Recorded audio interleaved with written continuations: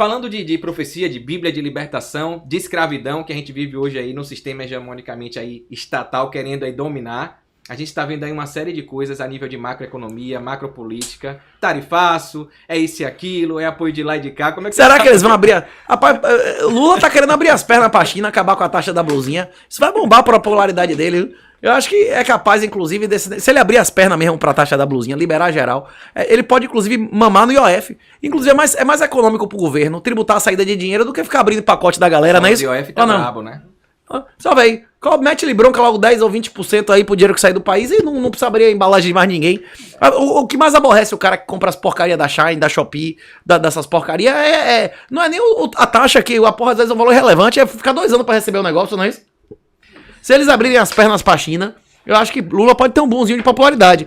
E outro lugar que Lula pode ter um boom de popularidade é na taxa de juros, que é a mais alta desde 2022. Você quer se endividar a 15% ao ano? É complicado. Agora, se ele baixar pra 10, 9, 8, eu já começo a querer dever mais em real, não é isso?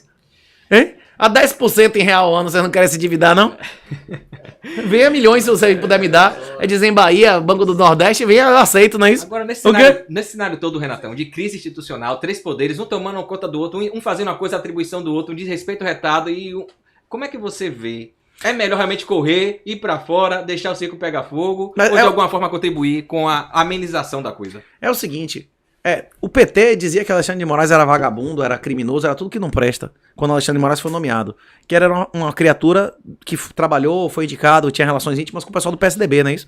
Ele era xingado, humilhado, podem pesquisar aí, meu irmão. Pra você imaginar das piores coisas do mundo, o PT dizia que ele era. E agora ele virou herói do PT, por quê?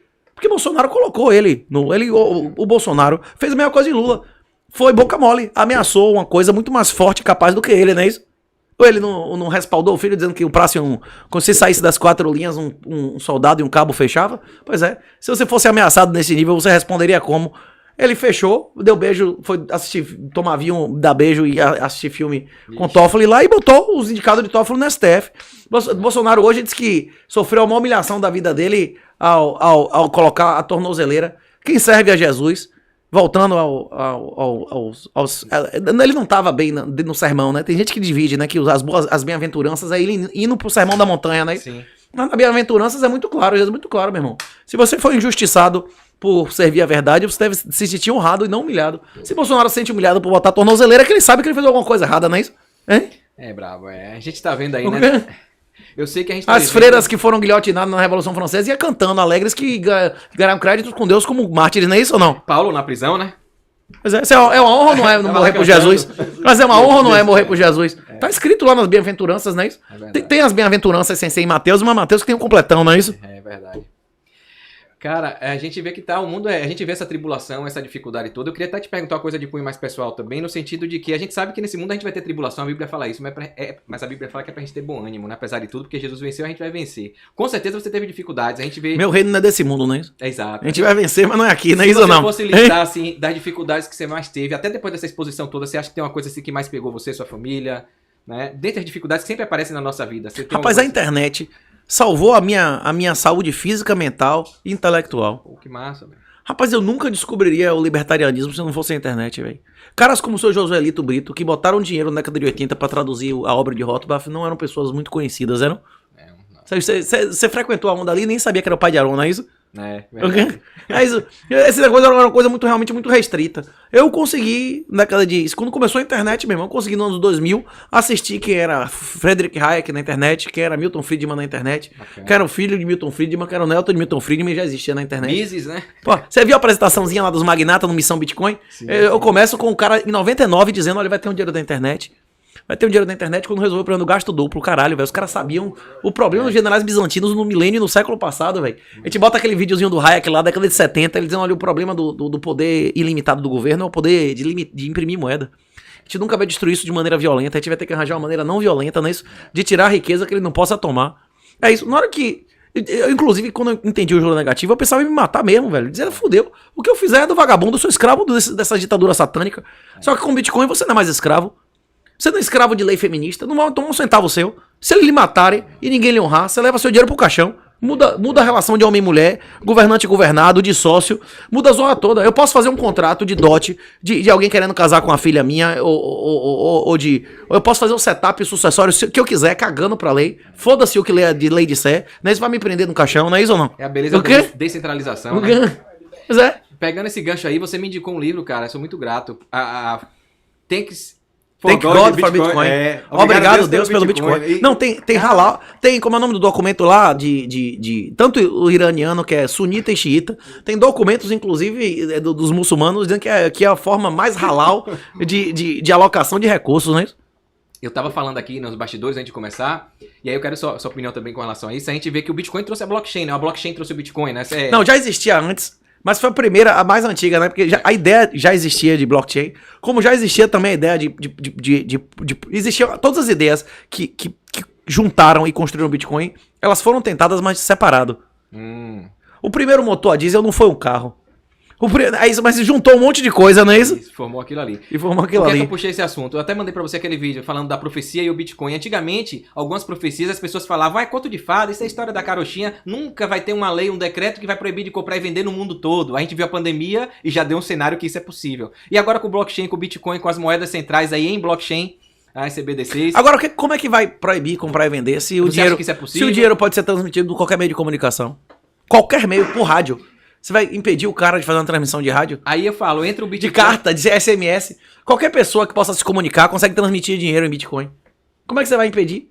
Como é que vai fazer controle de capitais com Bitcoin? E aí? Será que então o cenário ainda não está tecnologicamente preparado para uma profecia se cumprir ou ainda precisa avançar mais? O Bitcoin acaba libertando, mas a ECBD6, né? A ECBD6 acaba escravizando, porque vai ter como controlar tudo, como a China. As ditaduras que tem. Neguinho nem faz um podcast desse aqui sem passar pela aprovação do governo. Não, a moeda fiduciária, acredito que é um instrumento satânico. Que inclusive tem no livro lá, né? É um exemplo excelente do Mephistófeles, do Goethe, né? Que é a obra clássica da literatura alemã.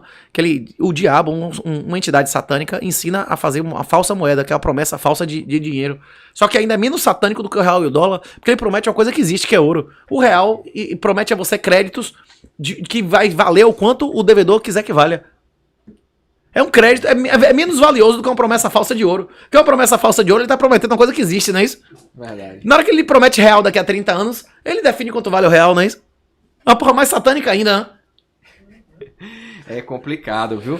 Eu sei que a gente tá nesse desfecho todo aí, né? Com relação a ataques de valores, de princípios, de liberdades, os direitos fundamentais sendo atacados. E a liberdade que a gente tanto divulga e preza para abrir, tentar, né? Como você falou, dar o caminho das pessoas saírem da escravidão. A gente vê que está sendo jogado por terra cada vez mais, até pelos líderes que a gente acaba tendo aí no país, né?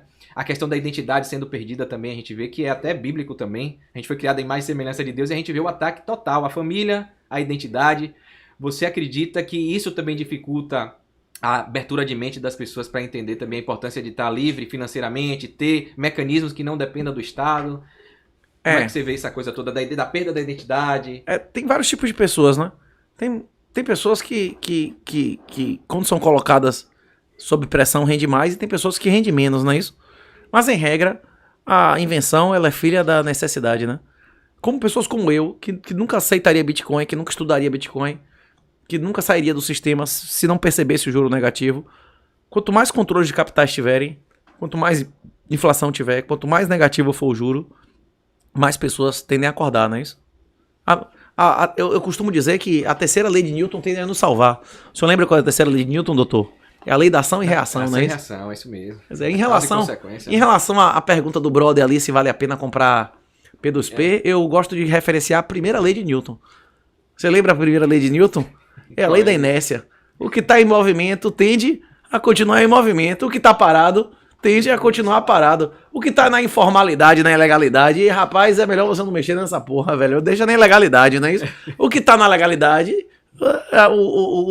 como é que chama? O caminho de menos resistência é tender, não é isso? A continuar na legalidade. Seu dinheiro é legal. Pra que desgraça você vai se meter com P2P, velho? Agora, se passar a medida provisória 1303 e os caras cobrar 27,5%, 17,5% na fonte, aí vai ter muita gente que vai dizer, ó, velho, você prefere dar 17 a Dilma ou 7 a mim? Aí pode valer a pena financeiramente. Agora, se vai valer a pena você cometer um crime, eu já não sei. Mas hoje não existe nenhuma motivação financeira pro cara fazer isso na ilegalidade, né? Só se o cara lhe arranjar um Bitcoin a 10% menos. Agora, se o cara lhe arranjar um Bitcoin a 10% menos e você pagar com o seu Pix, e esse cara estiver vendendo Bitcoin, o Bitcoin roubado comprovadamente de algum lugar on-chain, você vai ter um problema sério ou não vai? Se esse cara for um pedófilo, um sequestrador, hein? E você tá fazendo Pix pro cara. Essas plataformas descentralizadas sem KSI que você faz Pix pros caras, eu chamo maluquice, velho. Eu chamo isso de Glory Hole do Bitcoin. Você lembra o que é Glory Hole? Não. Glory Hole é um... Tem pessoas que não conseguem fuder nem numa casa de swing, nem nada. E aí tem uma parede com uns buracos pro cara comer sem ver a cara da pessoa, que você não sabe nem o que você tá comendo, não é isso ou não? Chama Glory Hole em inglês. Aí você tá fudendo, você não sabe nem com o que você tá fudendo, não é isso ou não? É uma loucura da desgrama, não é isso ou não? Exatamente. Você tá mandando um Pix pra um cara, você não sabe que o cara é estuprador, traficante, que desgraça é. Recebendo um Pix de ladrão, de estelionatário das ordens. Você quer receber Pix de 10 desconhecidos? Você tá maluco, velho? Sabe não que tá vindo de lá, né? Você acha? E essa galera aí que roubou 1 bilhão do Banco Central, velho? Diz que 597 mil chegaram a comprar Bitcoin, USDT, a zorra toda. Você queria ter vendido pra um cara desse? E o Pix desse dinheiro tem que estar na sua conta? Hein? Vamos lá, vem, você vai ver o que é. A grande estaca que vai lhe esperar aí. Hein? Ah, eu quero privacidade. Você vai ver a privacidade que você vai receber vendendo no Pix em KSI. Aí vai dizer, vem cá, esses 50 mil reais aqui no seu Pix. Ele veio da onde? Você vai dizer, comprei na Spike to Spike, como é? Foi o bot do Telegram que me vendeu. Tá em epidemia isso aí, né, velho? Você quer privacidade? O melhor P2P que existe é o que você sabe onde mora, onde você sabe a família dele mora, onde ele trabalha, você faz negócio em cash na mão. Esse tem privacidade, não é isso ou não? Negócio de Pix, meu irmão, é um ambiente regulado. Primeira lei, respeite a primeira lei de Newton. Se você receber o dinheiro tá no banco, meu irmão, se livre através de corretora, é mais barato, você vai estar documentado, você vai estar dentro da legalidade, não é isso ou não? Se for o mesmo preço, uma raspada e uma sem raspar, compra sem raspar, rapaz. Se algum dia você tiver necessidade, ela pode se tornar uma. Agora, uma raspada, você não tem como botar o número de novo, não é isso ou não? É verdade. A gente falando disso aí tudo tem a ver com valores e princípios da galera buscar a libertação da hegemonia da escravidão do Estado, né? Dos outros querendo dizer o que é melhor pra gente, né? E ninguém é melhor do que a gente mesmo pra saber o que é melhor pra gente, pra nossa família. É o principal artigo em todas as ciências sociais, é o problema do uso do conhecimento humano de Hayek, não é isso? Exatamente. É uma das 5 refutações gerais ao socialismo. A impossibilidade de você dizer o que é melhor pro outro. O cara lhe dá uma caderneta em Cuba, você tem direito a 2 ovos, não sei o que lá, não sei o que lá, só que você pode não comer ovo. Você pode não comer óleo de soja, não querer aquelas coisas ali, não é isso? Exatamente. E tem muito, baseando-se nisso, tem muita gente que tá ouvindo, tá seguindo a gente, você principalmente que já tem um trabalho aí bem expressivo.